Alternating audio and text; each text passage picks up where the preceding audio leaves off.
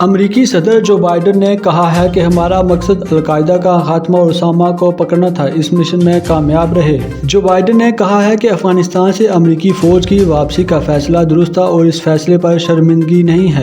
کابل پر طالبان کے قبضے کے بعد امریکی قوم سے خطاب میں صدر جو بائیڈن نے کہا ہے کہ انہوں نے اشرف غنی کو مشورہ دیا تھا کہ وہ طالبان سے مذاکرات کریں، مگر انہوں نے اس سے صاف انکار کر دیا اور کہا کہ افغان فوج طالبان سے لڑے گی، مگر ظاہر ہے وہ غلط نکلے۔ امریکی صدر نے کہا ہے کہ جو لڑائی افغان فوج نہیں لڑنا چاہتی وہ امریکی فوج کیوں لڑے۔ افغان رہنما حوصلہ چھوڑ گئے اور ملک سے بھاگ نکلے۔ ہم نے افغان فوج کو سب کچھ دیا مگر انہیں لڑنے کا عزم حوصلہ نہ دے سکے۔ جو بائیڈن کا کہنا تھا کہ افغانستان سے امریکی فوج کی واپسی کا فیصلہ درست تھا اور اس فیصلے پر شرمندگی نہیں، افغانستان سے انخلا کے فیصلے پر قائم ہوں۔ اس فیصلے کی وجہ سے تنقید کا نشانہ بنوں گا لیکن یہ درست فیصلہ ہے۔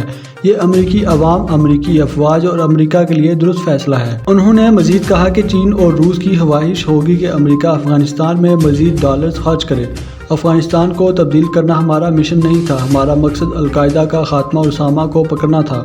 ہم اس مشن میں کامیاب رہے۔